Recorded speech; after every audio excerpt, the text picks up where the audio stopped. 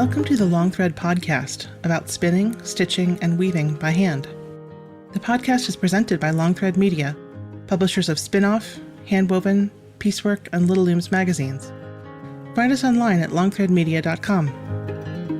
Trinway Silks is where weavers, spinners, knitters, and stitchers find the silk they love. Select from the largest variety of silk spinning fibers, silk yarn, and silk threads and ribbons at trinwaysilks.com. You'll discover a rainbow of colors thoughtfully hand-dyed in Colorado. Love natural? Trinway's array of wild silks provide choices beyond white. If you love silk, you'll love Trinway Silks, where superior quality and customer service are guaranteed. If you love knitting, quilting, and all things fiber, you have to check out the new Fiber and Fabric Craft Festival. It's brought to you by the team behind H&H America's premier craft trade shows across the U.S. They have something for everyone, from consumers to retailers to manufacturers.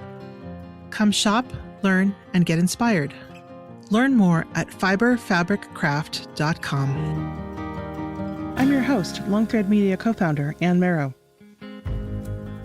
This episode is the first in a new occasional series where I am introducing you to some of the editors who work on the Long Thread Media magazines and videos and events. A lot of us sort of sit behind our keyboards and think about you all the time, but you don't necessarily get to know who we are. So I'm starting with Christina Garton, who's the editor of Little Looms, and I will introduce you to the rest of our editors over the next several months. Hey, Christina, thanks for joining me. Hi, happy to be here. I'm really excited that people can get to know you a little bit better because you are mostly spending your time interacting with the world through your keyboard. So I'm really excited that people get to hear from you directly. Now, you're a little bit unusual on the Long Thread Media staff in that although you were a weaver, you really got bitten by the weaving bug hard after you joined the team. Can you tell me a little bit about how you got to be the weaver that you are today? Yes, absolutely. So I'd like to think that me joining Long Thread Media was very serendipitous. When I initially had applied for the job at Handwoven, at that point, I had only ever taken one weaving class in my life. I made a runner that was very mediocre. And I remember thinking, oh, this was fun. I don't know if I'll ever be able to do it again. But because I had that knowledge and experience when I applied for the job at Handwoven, that's sort of what put me over the other applicants. The then editor, Madeline Vanderhoot, told me I was the only one who had any weaving experience at all.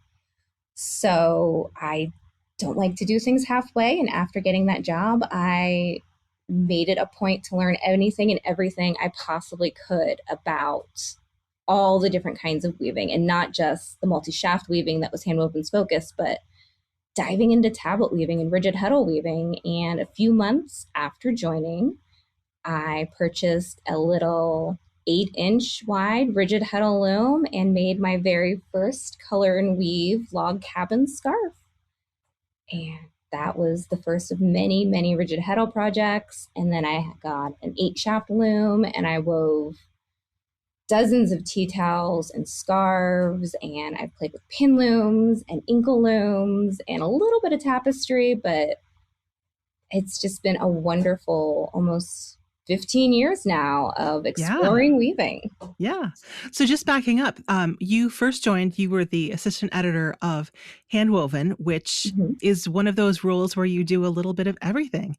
And you got to work with Madeline Vanderhoot, which I think would be a lot of weavers' dream. What do you think you mostly learned from Madeline? Oh my goodness, I learned so much from Madeline. A lot about editing that, if it won't matter in 5 years' time, it probably doesn't matter now. When you look at an issue a year from now, you'll only remember the good things about it. Never start a sentence with "this is." Just say what it is. But she also encouraged my explorations into weaving, and she never treated any of my questions as being silly. She took me very seriously and helped me to grow and learn and provided me resources for further learning and really helped to open my eyes to a lot of the possibilities of the world of weaving. So Yeah, and Do you have a particular weave structure or fondness in what you explore yourself weaving? I love hand manipulation. Hmm. I If you would have asked me 15 years ago when I started weaving if I would love pickup, I would have said, "Oh goodness, absolutely not. I would like to set up my loom and just weave, plain weave or twill or whatever the loom is set up to do." But I have found out that I love using pickup sticks. I Yeah. love manipulating threads. I love doing Baltic pickup on the inkle loom. It's my favorite. So that's what I've been enjoying exploring right now. And I'm hopefully going to be doing some overshot pickup on the rigid-heddle soon Ooh, because it cool. sounds right up my alley. Yeah. So you had been, working at Handwoven for a couple of different years when we decided to take a flyer, so to speak, and launch a new magazine called Easy Weaving with Little Looms. Now I know easy weaving, sometimes it's easy and sometimes it's not, but what was it kind of like to be part of that launch, to start off on that new adventure? It was such an interesting time because I feel like when we first came up with the idea, you came up with it, and I gave my opinion on occasion. It was primarily a rigid-heddle focused magazine, and we Mm-hmm. wanted to introduce some other techniques. And I think even in that first issue, we realized that there was such a big, beautiful world available to us within those other small looms that it became something so much more than we had originally anticipated. Mm-hmm. And it's only grown since then. Putting those first few issues together and figuring out how we wanted the magazine to be, what we wanted to focus on, the types of projects, the techniques, how would we present them. It was really exciting because we were starting from scratch. And I don't think many people get that opportunity to build a magazine like that from nothing. So I feel very lucky and privileged to have been there in some capacity since the very beginning. Well, and it was a good time, I think, because there were a lot of, especially loom companies, who had been working really hard to develop rigid Mm-hmm. heddle weaving, particularly there was a lot of emphasis on drawing people in from knitting, but also in making simple looms sing and dance, that it didn't have to be a complex loom to make like beautiful cloth.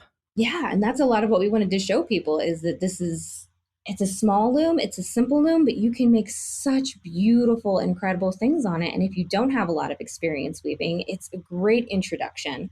Mm-hmm. But at the same time, even if you're an experienced weaver, there is a challenge to using the rigid-heddle loom and taking it to its limits that Mm-hmm. personally I find really exciting and Mm-hmm. very interesting. So, yeah. One of the questions that we still get, I think, is what makes something little looms as opposed to handwoven? Is it that the loom itself is an 8-shaft structo that's only 8 inches wide? A little loom is a 40-inch, or not 40-inch, but say a 32-inch rigid heddle. Is that a little loom? So defining like what makes something right for little looms, that's kind of a challenge. Yeah, absolutely. Because there have been times we've gotten the 32, 36-inch wide blankets Mm-hmm. and scarves and saying, this is very pretty, but does it fit within the ethos of Mm-hmm. little looms and what we wanted it to be? And in most cases, we're able to say, hey, could we weave this in panels instead and present both versions, which is nice. But Mm-hmm.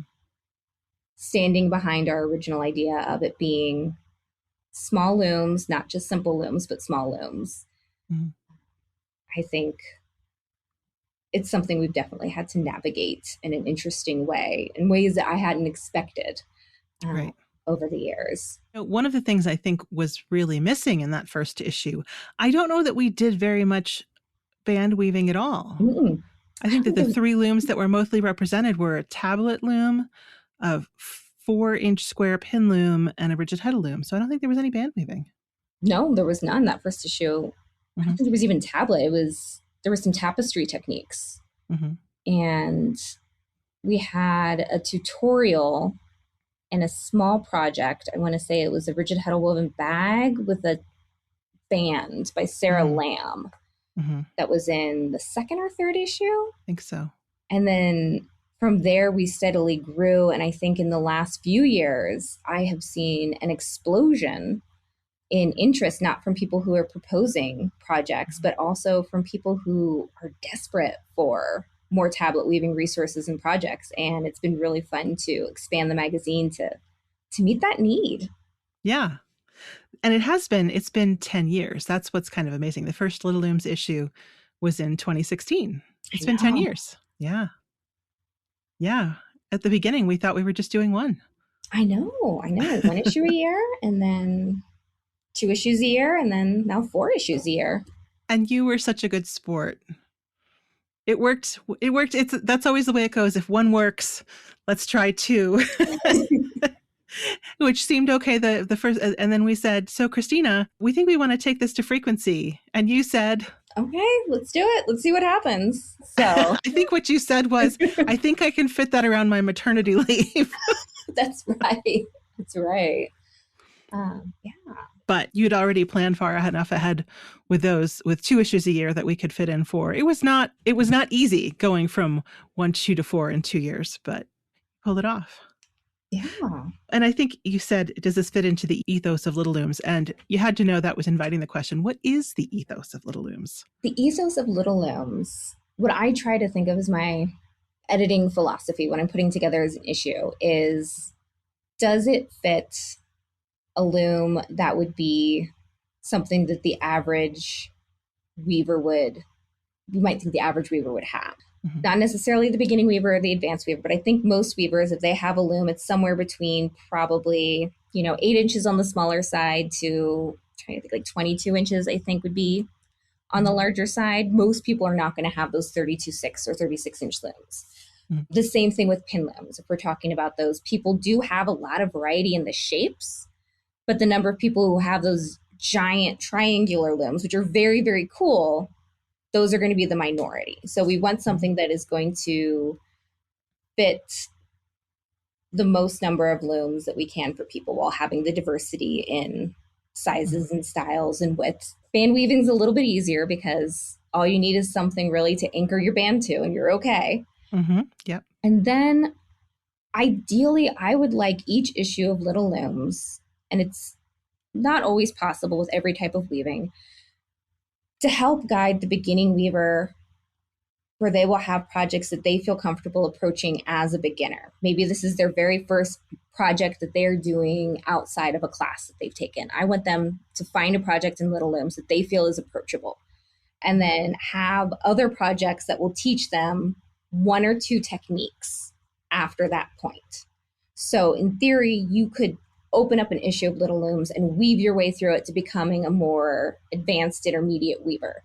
And at the same time, I like to have those projects that feel interesting and challenging for people who do want the more advanced techniques, who are not afraid of using, 2 heddles and a heddle bar and or a pickup stick, who aren't afraid of pickup, who love the hand manipulation.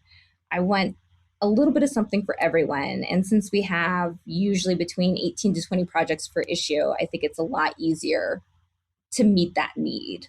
Mm-hmm. So, that question of building skills is a really interesting one, because I think, that is Little Looms, the lead up to Handwoven, are rigid-heddle looms the way that people get interested in more complex weaving, or air quotes, real weaving. So I think that's been a kind of a challenging, place to hang out. It's not just the junior leagues, or not the junior leagues. Yeah. It's not just the minor leagues. Yeah, I can remember when I first started at Handwoven years ago, 15 years ago, there were a lot of people, not within the company, but who I would see writing about weaving online and in other places, who would say, small loom weaving is not what you should aspire to in the end. It was the gateway to something greater, and that something greater was always multishaft weaving. Right. And I do a little bit of everything. I love my multishaft looms, but they were taken away tomorrow. I would happily weave on my rigid-heddle pin and inkle loom for the rest of my life and find wonderful, fun challenges and things to weave. It's interesting. I think that that's the case in a lot of different crafts, but I'm thinking of how people were really eager to think about the drop spindle as your gateway to the spinning wheel. That, when you got to be a real spinner, you would buy a spinning wheel. And that's not necessarily the case. Yeah. And for generations, weavers and spinners would just have those. That's the only option they had. Like some weavers, all they had was the simple warp weighted loom or the tapestry frame loom or the tablet loom. And that's what they made everything out of for their family and for around their house. They multi-shaft looms are so new in the world of weaving, and I think we forget that sometimes. You know, at the end of the day, the main thing I want to get across is just that there's no such thing as something not being real weaving if it's weaving.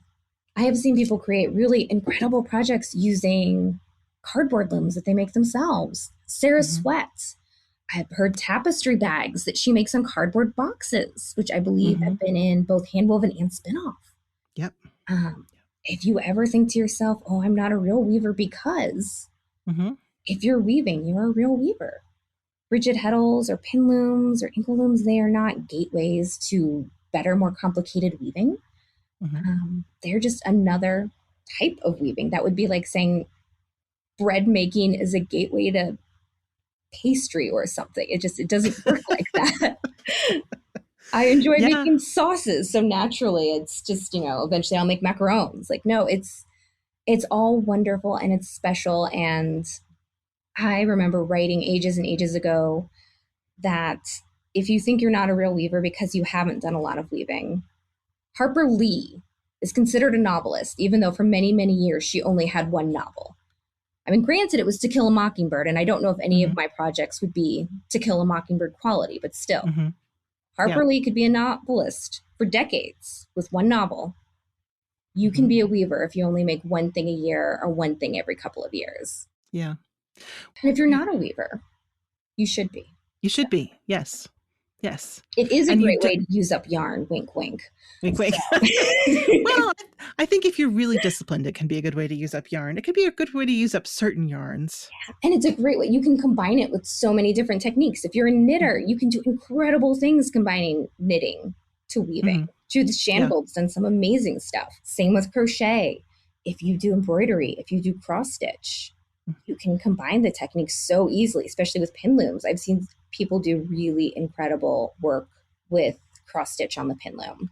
And if you haven't considered weaving, consider weaving.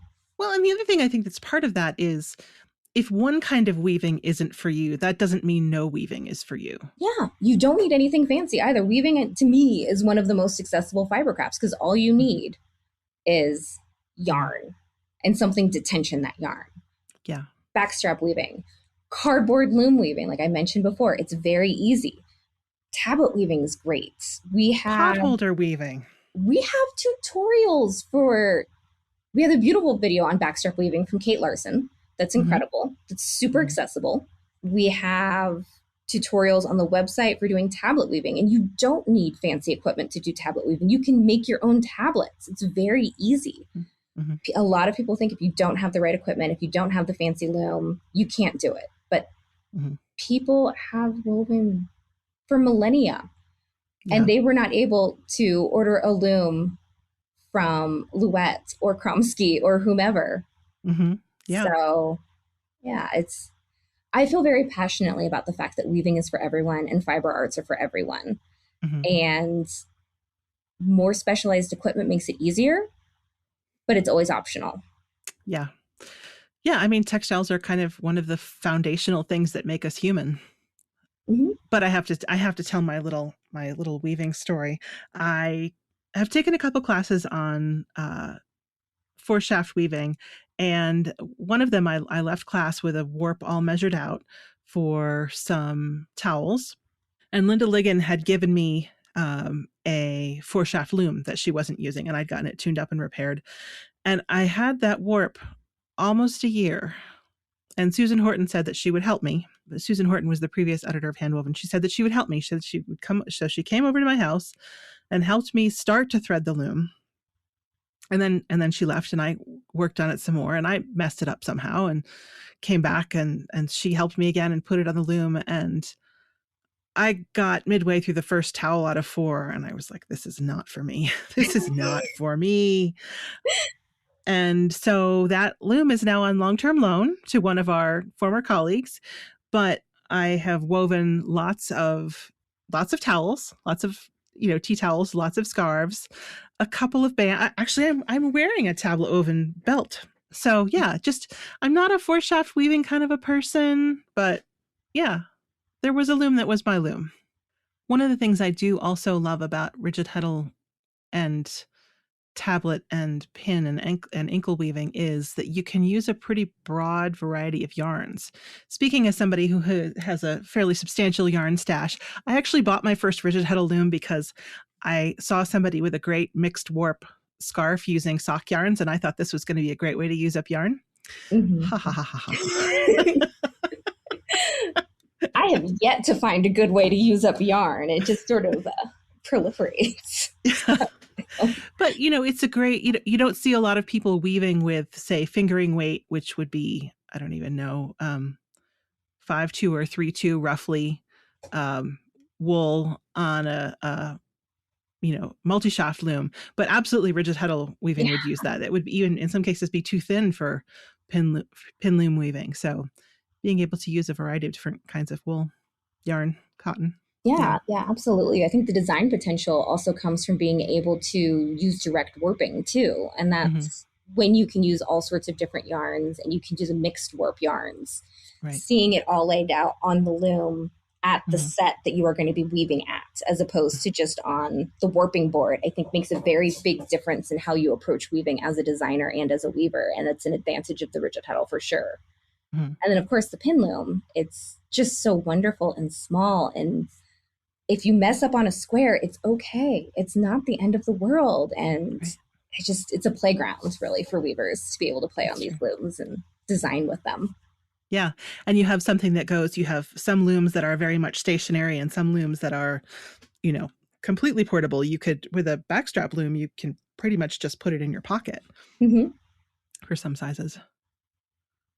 One of the things about Little Looms and Handwoven is that there does continue to be that sort of interrelation. And I'm not sure that you would really necessarily see it in the pages because they're quite different in terms of the kinds of projects and the aesthetic. But, you continue to be very much part of Handwoven, and Lynn Ronsvogue, who's the editor of Handwoven, is, has her hands in Little Looms as well. I love that team element of it.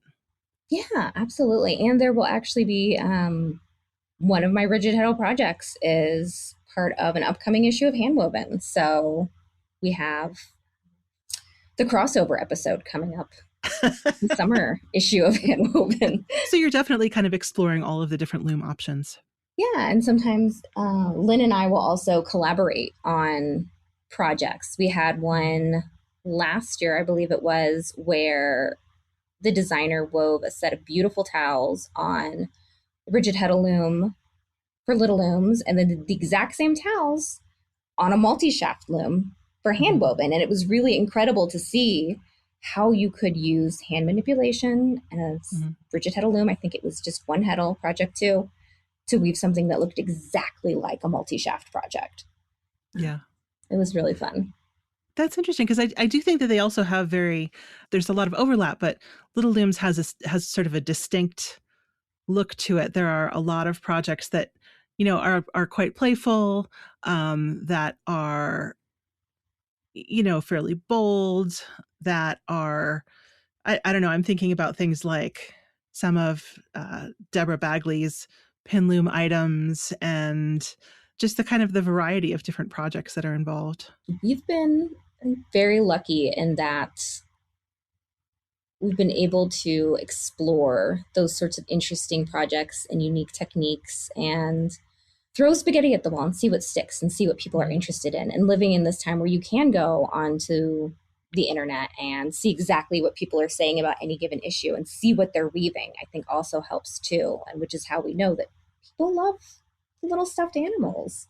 They love weaving interesting, fun, bold projects. Or maybe they take techniques from those projects and apply that to their own unique designs. So, although it was Handwoven that had a really cute flying pig by Margaret Stump. And I still remain sad that it was not submitted to Little Looms, but that's okay. They can have cute pin loom projects too. Well, one way that we look at these things is to think about what kind of submissions we're looking for. And I'm curious, do you find that people are sometimes intimidated to submit projects to Little Looms? Yes. I think there are a lot of people out there who think that they are not good enough, that they think that you need to have, a certain level of experience, whatever that means to you, or be somebody who teaches classes or has sold their scarves at various art shows. You don't. If you have a good idea and you can execute it well, then you can submit a proposal to Little Looms and you very well might be accepted. We have weavers in our magazine, designers that have been weaving for decades, and some who are very new, but they have good ideas and they can execute them well. And I think people tend to view all editors as being sort of like Anna Wintour style entities sometimes, and we are very much not. So I'm sorry. I'm just trying to picture all of us as Anna Wintour. I don't have the glasses. I don't have the hair. And we're more than happy to answer questions. If you have an idea and you're not sure if it would fit within the realm of the magazine, you can send an email in. I always encourage people to do that and say, hey, would you be interested in? And sometimes I'll say, yeah, absolutely. And sometimes I might say, not quite, but have you thought about? And sometimes the best ideas come from, what if instead and it turns into something bigger than the designer or I could have imagined to begin with. So. And one thing that people might not realize is that on the website, people can sign up to get an email whenever there's a new call for submission. So it doesn't just rely on, coming across it sometime. You can actually find out what exactly Christina is looking for the future. Yeah, absolutely. And even if you just have a good idea and it doesn't fit a theme, you can put in a proposal and say, hey, this is an idea I have. I know it doesn't fit. If it's a good enough idea, we'll make it fit somewhere. So you don't need to worry. So, back in 2016, when we were kind of taking advantage of all the work that, in some ways, Jane Patrick, who had been the editor of Handwoven, did a lot of the lifting around bringing people to the rigid-heddle loom. But it's not just that it was all set when we started in 2016. There's been a lot of changes and evolution. And I'm curious what you've seen change through the years. Is it equipment? Is it designs? Is it interest? Yeah. So there's been so much.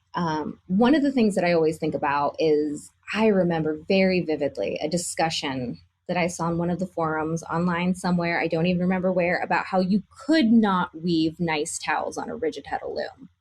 It was just not possible to weave quality towels on a rigid-heddle loom, which I have to laugh because we've put out dozens and dozens of beautiful, we have a project coming out in the fall issue of Little Looms, I believe it is. No, summer. Yeah, summer, which is 42 linen woven on a rigid-heddle loom. So yes, absolutely you can. And now I don't think anybody would say that. I cannot imagine anyone arguing that you could not weave beautiful towels on a rigid-heddle loom. It's just assumed that we will have towels. Most people, when we were getting started out, with obviously some exceptions, you would have the one heddle and then maybe some hand manipulation or color and weave. And anything other than that was like, oh, is it too advanced? Is that too fiddly? But now we regularly have double heddle projects in the issue, both for increasing density and for doing more complicated weaves. Heddle rods, I think, are things that people don't balk at anymore.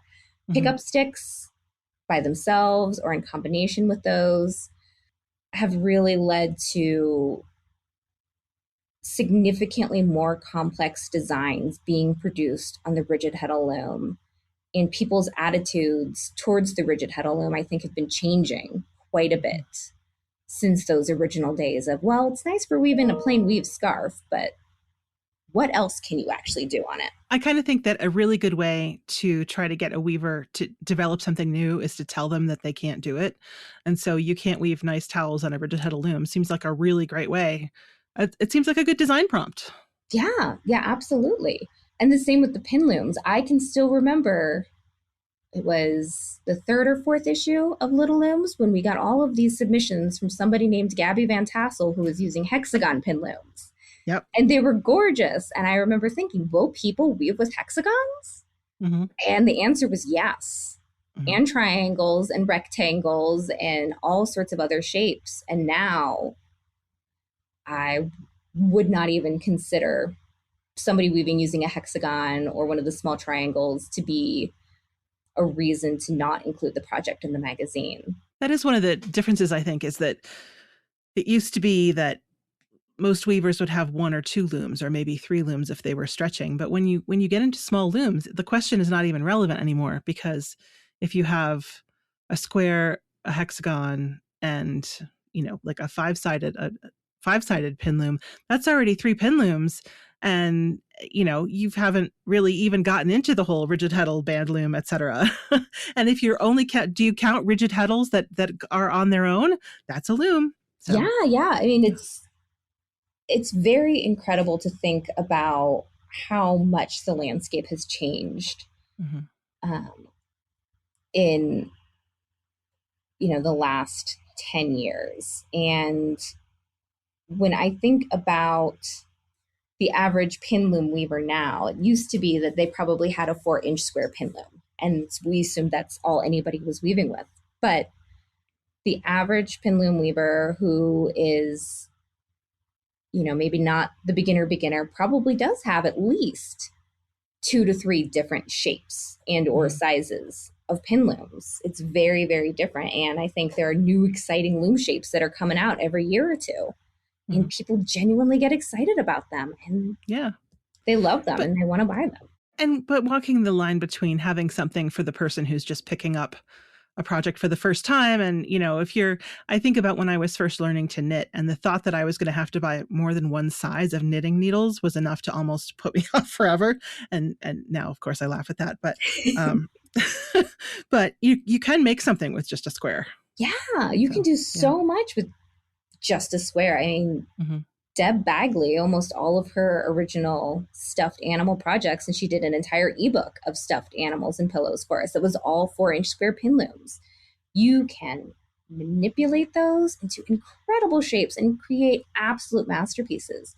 You can make gorgeous scarves and shawls and rugs and runners. And I mean, the only limit is your imagination and your creativity and how much you want to join. I think we should shout out, though, to Zoo Crew, which I think is the Deb Bagley's ebook that you were talking about, because that is just the cutest thing. Zoo Crew's incredible. It's a whole bunch of beautiful, cute projects of little animals, stuffed animals, a couple pillows, and everything is made using a 4-inch square pin loom. And I made one project from the ebook, a little bunny rabbit. It was easy. It was fun. It took a while to join because I'm not good at joining, but that was the hardest part for me. So joining is the hardest part. And that is one great thing about the hexagon looms, is that the sides are nice and smooth, so you can seam them well. But, coming up with good joins for pin loom squares. Yeah, joining and weaving in ends. The nice thing about stuffed animals, though, is you do not have to weave in ends. You can just have them all going on the inside of the stuffed animal. That's a good point. You just stick them on the inside. Yeah. So since you started doing this weaving thing full time, you have people to weave for who are your children, your small children. Yes, I have 2 little boys. Well, one's not so little anymore. Yeah. But they have seen me weave their entire life. They have their own little hand-woven items from me and from other people, and it's just been a part of their lives, which is, I think, really exciting to see as a mom and a weaver. So when you are reaching for a project, like, what do you currently have on the shuttle or the needles right now? Right now, I have got a Baltic pickup sampler on my inkle that I need to finish, so that way I can put on a new project and get it ready for Weave Together, which is coming up, so that way I can have the loom empty. I've got a set of towels that I'm working on designing for my wider rigid-heddle. I just need to figure out exactly how I want the stripes to look and what colors they Mhm. will be. You don't need to necessarily know that, but I have towels because yes, you can weave great towels on the rigid-heddle loom. Yeah. And I do plan on, after weave together, when it will be open again, putting on some silk to weave the Stargazer scarf from the spring 2026 issue of Little Hmm. Looms, which is this really beautiful silk color and weave scarf, just a bit of asymmetry. The only problem is that it's for a 15 dent heddle, and my loom only goes up to 12 dent. So I have two 8 dents. So I had to get in there and translate an Yes. asymmetric color and weave pattern to two Oh, heddles. And I did it. good So for you. Yeah, I think that that is kind of the lesson of the small loom is that where there's a will, there's a way, but it might take some trial and error and fiddling. yeah, Yeah. for sure. I love that though. I think that's Hmm. something that all weavers, well, I say, but I think a commonality that is held amongst multi-shaft and small loom weavers is nerdiness. Not all of us have it, Hmm. but the nerdy techiness of getting in there and doing the calculations and learning the Fibonacci sequence and seeing how you can apply it, Hmm. translating the charts and the graphs and saying, well, this is for knitting, but how could I use that in pickup? It's just, it's Yeah. something that scratches an itch in my brain that I love. And I mean, I have ADHD, which means that, I am a jack of all trades in some cases when it comes to weaving. I just Hmm. pick things up like a magpie, and that's one of the things I love about weaving. It's just such a joy that there's always something new to explore and something new to Hmm. challenge you. Yeah. Yeah, it's true. So we've been talking a little bit about bands and how bands have grown so much. And well, I should say grown so much. Bands at one point were the only way that you could join things. You needed if you needed to hold something together, you needed a strap. If you needed to tie something, you Yeah. needed a tie. So anyway, bands always important, also more important now. And we have a little bit of a sort of a sneak peek. We can share the news right now, I think. Yeah. Yeah. So this October, we are going to be hosting the very first ever Band Camp for Weavers, a retreat specifically designed for band weavers. We have inkle classes, we have tablet classes, there's even a backstrap class. And we have some incredible instructors lined up so far, including John Malarkey and Jennifer B. Williams, who people, if you read Little Looms, you recognize those names probably. You Mhm. recognize those projects. There's also Annie McHale, Stacy Schlitzmeyer, but I'm very excited about the event. It's really a great opportunity for people to not just build their skills, Mhm. but to learn some exciting techniques from around the Mhm. world and maybe try something new. If you're a tablet weaver, maybe try backstrap weaving. If you are an inkle only weaver, there's intro classes for tablet. Mhm. It's really cool. I'm very excited about it. Me too. And part of it is that when we were talking about what to call this event, and we kept coming back to Bandcamp for Weavers, and it was also partly that there's just this sort of spirit of fun involved. Now, not everybody had a wonderful camp experience, but we are going to have a wonderful camp experience. And you don't have to camp. There will not be any tents, but I believe that there will be, campfires. We can have some marshmallows, and there will definitely be lanyards. Yes, absolutely. There will be lanyards, 100%. I don't think we could have this kind of event without, Hmm. people making their own lanyards. But I love the idealized idea of the camp experience. And I think that's what we really wanted this to feel like. It's Hmm. small, it's intimate, it's friendly. There's arts and crafts, Hmm. there's um, opportunities to learn and to try new things and to just have a lot of fun Hmm. while you're doing it.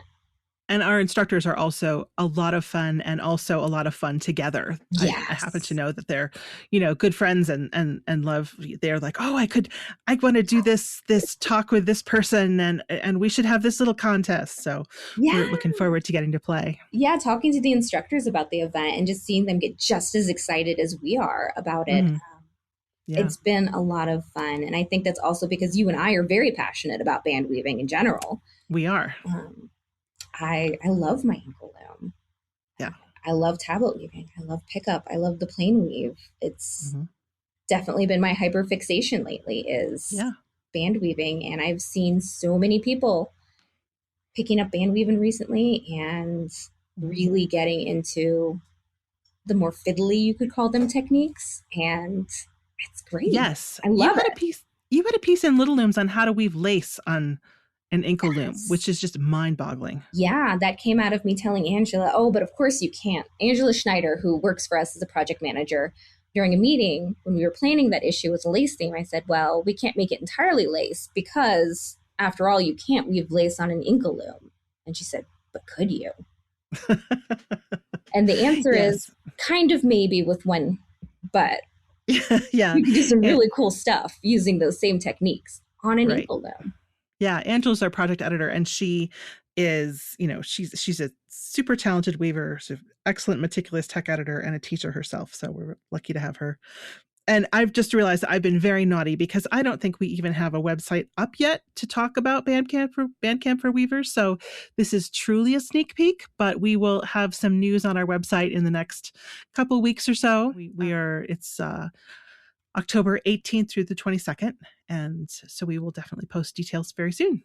Yeah, we'll have the website. And if you forget, like me, because it's not in front of your face right away, we will have stuff in Handwoven and Little Looms. And if you haven't signed up for the newsletter yet for us, I highly suggest it because there's lots of really great small loom, including band weaving content that'll go straight to your inbox. Yeah. Easy peasy. Easy peasy. I love how you say that, easy peasy. I feel like that's the Linda Ligon spirit. It'll be easy. Well, Christina, thank you so much. I can't wait to see you. I'm going to see you in March at Weave Together, and it's going to be very exciting because I'm going to see you twice this year, including at Bandcamp for Weavers. I'm very, very excited to head over to Weave Together again and hang out with everyone and hopefully take a couple classes. And it'll be really exciting. And Bandcamp. Cool. Yes. Looking forward to it. Yes, me too. Thanks, Christina. Thanks. Thanks to our sponsors for supporting the podcast. Thank you for listening to the Long Thread Podcast. If you've enjoyed this episode, please rate the show and leave us a comment on Apple Podcasts or your favorite podcast platform. Thanks again.